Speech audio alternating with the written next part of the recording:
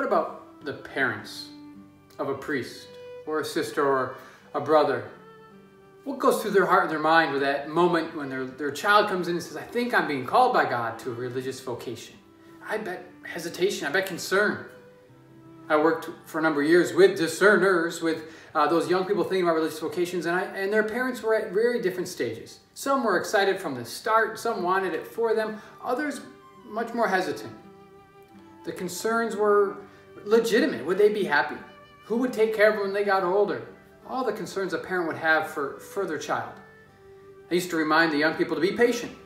Why? Because their parents made every decision for them when they were young and growing up. They knew when it was right to go to bed and to eat vegetables, and you had to sit down and do your homework. And this breaking away of letting their child make a decision for themselves is not easy. It's not easy. So to be patient as a parent kind of prays through it themselves and maybe grieves a certain loss that they had a vision of a future that's not going to be for them. They're not going to have the grandkids they imagined.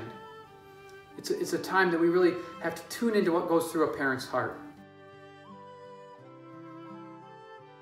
Consider the Martin family. Their parents, raising these girls in France, had two older girls want to go to the Carmelites, and they, maybe with some sadness, let them go. And then Therese wants to go at a very young age, at 15. She wants to join. They let her go. And eventually, the next sister also joins the Carmelites, and the fifth, the last, joins a different religious community. All 5 daughters becoming religious sisters.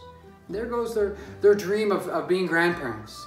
But they kind of grieved that and made a gift of that to God. And God has blessed their whole family, right, with this gift to the Martin families. And they themselves were named saints by Pope Benedict. What a gift to have these the sacrifices of a parent recognized by our church.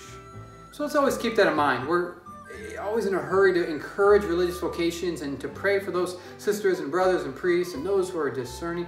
Let's not forget to pray for the parents of those young people and of current priests and sisters and brothers, that the generosity of the sacrifices they've made will always be honored and recognized by our church, and our God will continue to bless them. Thank God for the parents who have been so generous.